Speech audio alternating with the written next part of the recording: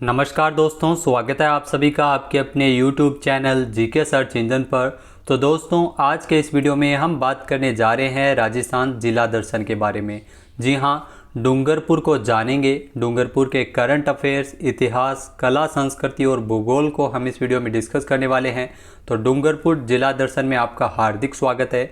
आपको हर मंगलवार और शुक्रवार राजस्थान की जिला दर्शन की एक क्लास देखने को मिल जाती है।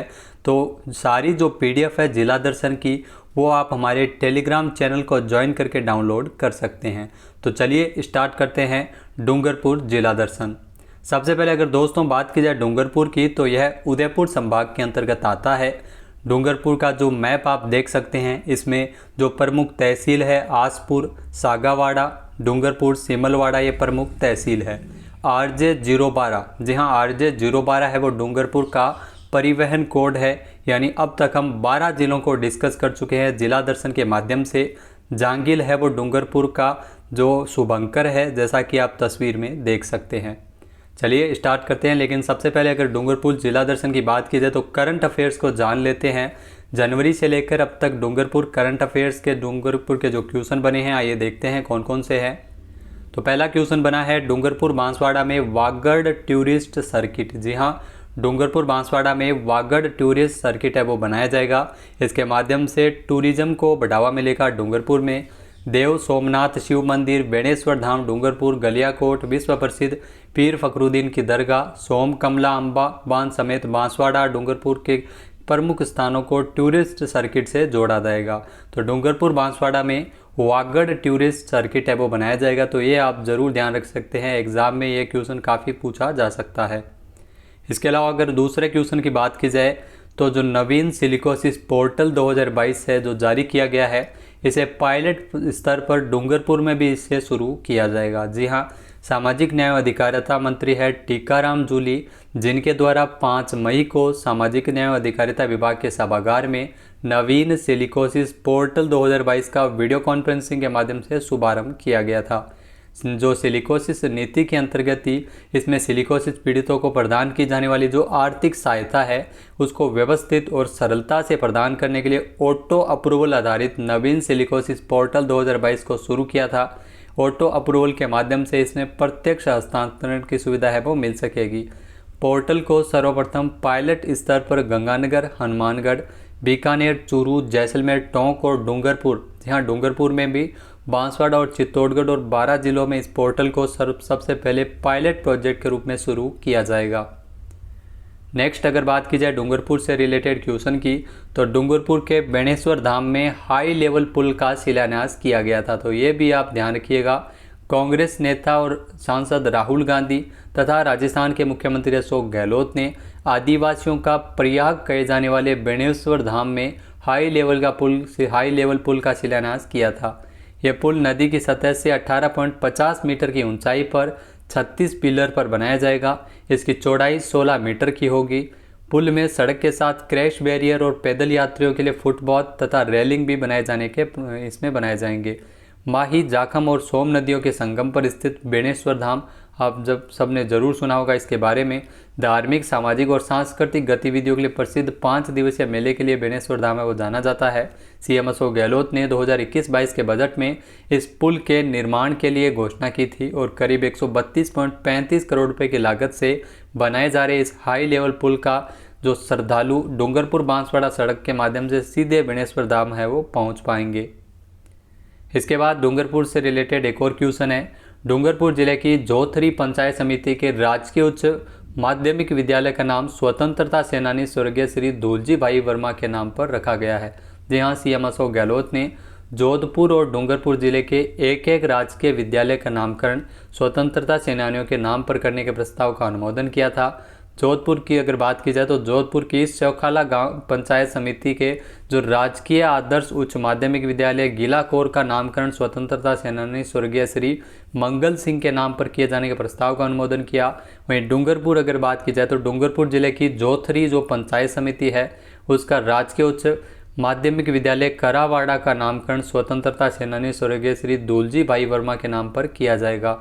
इसके माध्यम से स्वतंत्रता की अलख जगाने वाले वीर सेनानियों के त्याग और बलिदान तथा संघर्ष और जीवन आदर्शों से युवा पीढ़ी है वो प्रेरणा ले सकेगी।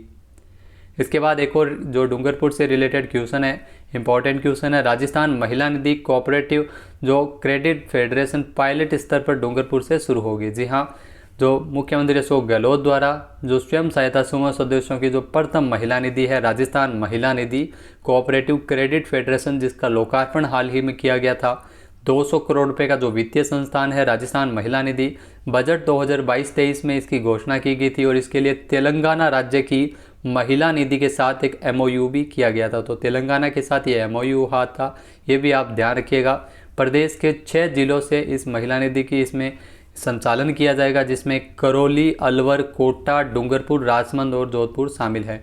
यानी डूंगरपुर भी शामिल है, जहां से इसकी शुरुआत है वो एक बार की जा रही है।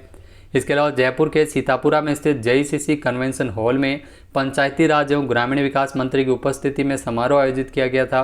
स्वयं सहायता समूह तथा विभिन्न योजनाओं से लाभान्वित 10,000 महिलाएं इसमें शामिल होगी। तो राज्य महिला निधि 200 करोड़ रुपए का एक वित्तीय संस्थान है जो महिलाओं के लिए सशक्तिकरण के लिए कार्य करेगा।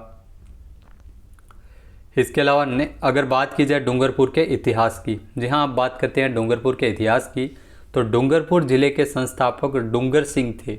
1358 ईस्वी में डूंगरपुर की स्थापना की गई थी। डूंगरपुर जिले के राजाओं को महारावल कहा जाता था, आप सभी को पता है।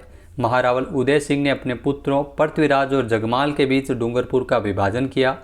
महारावल उदय सिंह ने पृथ्वीराज को डूंगरपुर और जगमाल को बांसवाड़ा रियासत दी थी। जी हाँ, पृथ्वीराज को उदयपुर और जगमाल को दी थी बांसवाड़ा रियासत। खानवा के युद्ध के समय डूंगरपुर महारावल उदय सिंह ने भाग लिया था। ध्यान रखना, डूंगरपुर के जो महारावल थे उदय सिंह, उन्होंने खानवा के युद्ध में राणा सांगा का साथ दिया था। डूंगरपुर में उदयशाही सिक्के महारावल उदय सिंह के द्वारा चलाए गए थे। महारावल आस्करण के समय सोम माही जाखम त्रिवेणी संगम पर बेणेश्वर मेले की शुरुआत है वो महारावल आस्करण के समय ही की गई थी। जोधपुर के जो राव राजा चंद्रसेन सहायता प्राप्त करने हेतु डूंगरपुर के महारावल आस्करण के पास आए थे। आस्करण की महारानी प्रेमल देवी ने डूंगरपुर में नौलखा बावड़ी का निर्माण करवाया था। जी हाँ, आस्करण की जो महारानी थी प्रेमल देवी, जिन्होंने डूंगरपुर में नौलखा बावड़ी का निर्माण करवाया था। तो डायरेक्ट क्वेश्चन है वो यहाँ से बनता है। महारावल उदय सिंह द्वितीय ने उदय विलास महल का निर्माण है वो उदय सिंह द्वितीय के द्वारा करवाया गया था डूंगरपुर में। महारावल विजय सिंह ने ब्रिटिश सम्राट एडवर्ड सप्तम के भारत आगमन के समय डूंगरपुर में एडवर्ड समुद्र का निर्माण करवाया था। ये ध्यान रखना, डूंगरपुर में एडवर्ड समुद्र का निर्माण है वो विजय सिंह ने, जो महारावल विजय सिंह ने एडवर्ड सप्तम के भारत आगमन के समय करवाया था। 25 मार्च 1948 को डूंगरपुर का राजस्थान संघ में विलय हुआ। उस समय डूंगरपुर के जो महारावल थे लक्ष्मण सिंह। राजस्थान एकीकरण के समय डूंगरपुर के महारावल लक्ष्मण सिंह थे और लक्ष्मण सिंह को पूर्व राजस्थान संघ का इसमें कनिष्ठ उपराज प्रमुख भी बनाया गया था। डॉक्टर नागेंद्र सिंह महारावल लक्ष्मण सिंह के छोटे भाई थे, जो अंतर्राष्ट्रीय न्यायालय में न्यायाधीश के पद पर रह चुके हैं। जी हाँ, एकमात्र राजस्थानी जो अंतर्राष्ट्रीय न्यायालय में जो न्यायाधीश के पद पर रह चुके हैं डॉक्टर नागेंद्र सिंह, ये महारावल लक्ष्मण सिंह के छोटे भाई थे। इसके बाद डूंगरपुर प्रजामंडल की अगर दोस्तों बात की जाए तो प्रजामंडल से भी काफ़ी सारे क्वेश्चन पूछे जाते हैं। डूंगरपुर प्रजामंडल की स्थापना 1944 ईस्वी में की गई थी और इसके जो संस्थापक थे डूंगरपुर प्रजामंडल के भोगीलाल पांड्या और हरिदेव जोशी है वो डूंगरपुर प्रजामंडल के संस्थापक थे। भोगीलाल पांड्या जो सिमलवाड़ा डूंगरपुर के निवासी थे। जी हाँ, सिमलवाड़ा डूंगरपुर के निवासी थे भोगीलाल पांड्या। इन्हें वागड़ के गांधी के नाम से जानते हैं। तो ये एक क्वेश्चन है वो इम्पोर्टेंट है, एग्जाम में पूछा जाता है। भोगीलाल पांड्या को वागड़ के गांधी के नाम से जाना जाता है। इन्होंने भीलों में जन जागृति लाने हेतु वागड़ सेवा संघ तथा वागड़ सेवा मंदिर का निर्माण करवाया था। डूंगरपुर एकमात्र ऐसी रियासत थी जहाँ पर शिक्षण संस्थानों पर रोक लगाई गई थी।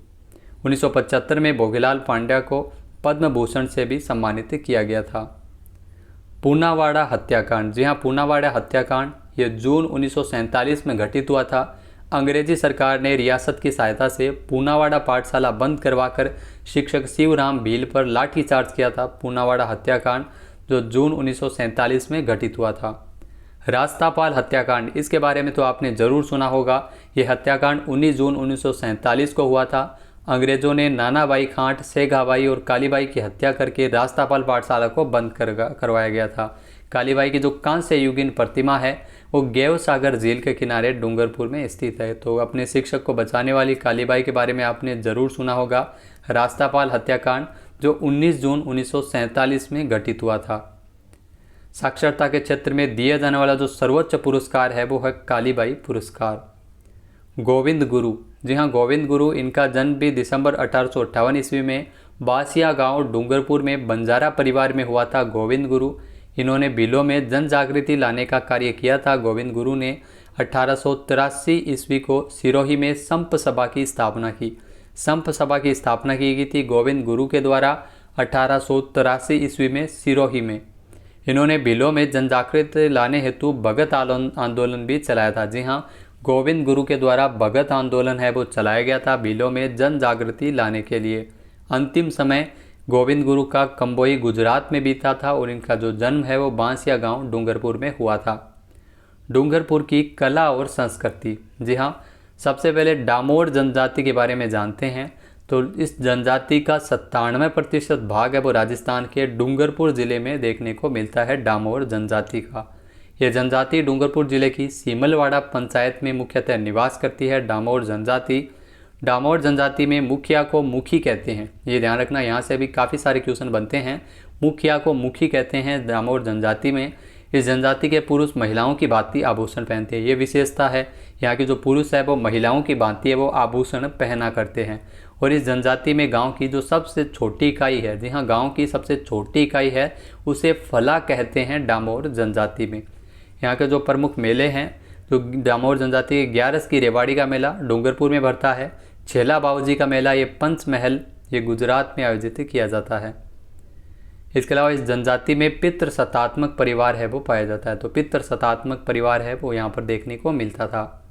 बेणेश्वर धाम मेला, जी हाँ, ये मेला नवाटापरा डूंगरपुर में माघ पूर्णिमा को भरता है। बेणेश्वर धाम मेला, यहाँ पर सोम माही और जाखम का ये त्रिवेणी संगम है बेणेश्वर धाम। यहाँ पर माघ पूर्णिमा को मेला भरता है। इस मेले के जो संस्थापक संत माओजी थे। इस मेले को वनवासियों का तीर्थ स्थल, मृत आत्माओं का मुक्ति स्थल और बिलों का जो प्रयागराज है वो कहा जाता है। बिलों का प्रयागराज बेणेश्वर धाम को ही कहते हैं। बेणेश्वर धाम में खंडित शिवलिंग की पूजा की जाती है। संत माओजी के बारे में जानते हैं। तो संत माओजी, जिनका जन्म सांवला गांव डूंगरपुर में हुआ था, श्री कृष्ण का निष्कलंक अवतार संत माओजी को माना जाता है। इन्होंने अपने उपदेश बागड़ी भाषा में दिए थे। जी हाँ, बागड़ी भाषा में संत माओजी ने अपने उपदेश दिए थे। संत माओजी ने बेणेश्वर धाम की स्थापना की थी। तो बेणेश्वर धाम का जो संस्थापक है वो संत माओजी को माना जाता है। संत माओजी ने चोपड़ा नामक ग्रंथ भी लिखा था। तो ये ध्यान रखना, चोपड़ा नामक ग्रंथ है वो इनके द्वारा लिखा गया था। चोपड़ा की अगर बात की जाए तो चोपड़ा झील है वो पाली में है। चोपड़ा मंदिर है वो धौलपुर में स्थित है। चोपड़ा हवेली झुंझुनू में स्थित है। और चोपड़ा बाग है वो अजमेर में स्थित है। भक्त कवि दुर्लभ, जी हाँ, इनका कार्य क्षेत्र भी डूंगरपुर बांसवाड़ा था। और भक्त कवि दुर्लभ को राजस्थान का नरसिंह भी कहते हैं। तो ये क्वेश्चन वो एग्जाम में पूछा जा सकता है, राजस्थान का नरसिंह किसे कहा जाता है? भक्त कवि दुर्लभ को राजस्थान का नरसिंह कहते हैं। देव सोमनाथ, जी हाँ, डूंगरपुर के प्राकृतिक वातावरण में भगवान शिव का ये मंदिर है देव सोमनाथ, जो डूंगरपुर में है। इसके अलावा गौरीबाई की अगर दोस्तों बात की जाए तो गौरीबाई, जिनका जन्म डूंगरपुर में ही हुआ था। वागड़ की मीरा, जी हाँ, वागड़ का गांधी भोगीलाल पंड्या, तो वागड़ की मीरा है वो गौरीबाई को जाना जाता है। डूंगरपुर के महारावल शिव सिंह, जो इनकी भक्ति से प्रभावित थे, जिन्होंने गौरीबाई के भक्ति हेतु बाल मुकुंद मंदिर का निर्माण भी करवाया था। गौरीबाई कृष्ण भक्त महिला थी। इन्होंने कीर्तनमाला नामक ग्रंथ की रचना की। वागड़ की मीरा कही जाती है गौरीबाई। इसके अलावा एक थम्बिया महल, जी दोस्तों, एक थम्बिया महल है वो महारावल शिव सिंह ने अपनी राजमाता ज्ञानेश्वरी की स्मृति में ज्ञानेश्वर शिवालय का निर्माण करवाया था, जिसे एक थम्बिया महल भी कहते हैं। तो ये क्वेश्चन है वो डायरेक्ट पूछा जाता है, एक थम्बिया महल का निर्माण किसने करवाया? महारावल शिव सिंह के द्वारा करवाया गया था। और एक थम्बा महल कहाँ है? जी हाँ, एक थम्बिया महल है वो डूंगरपुर में है, जबकि एक थम्बा महल है वो जोधपुर में स्थित है। तो ये भी आप ध्यान में रख सकते हैं। जूना महल, जूना महल कहाँ पर है? जूना महल है वो डूंगरपुर में है। 5 मंजिला महल है जूना महल, जो डूंगरपुर में स्थित है। और इस महल का निर्माण डूंगरपुर के जो महारावल वीर सिंह के द्वारा जूना महल का निर्माण है वो करवाया गया था।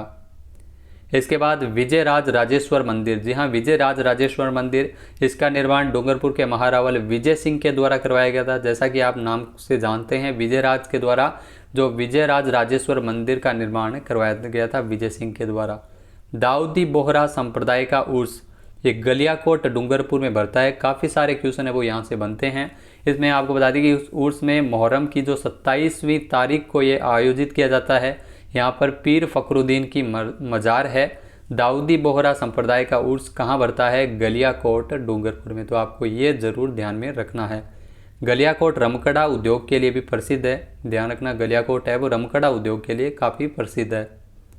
इसके अलावा खांडलाई आश्रम की अगर बात की जाए तो सांगवाड़ा डूंगरपुर में है खांडलाई आश्रम, और इस आश्रम की स्थापना माणिक्यलाल वर्मा के द्वारा 1934 में की गई थी।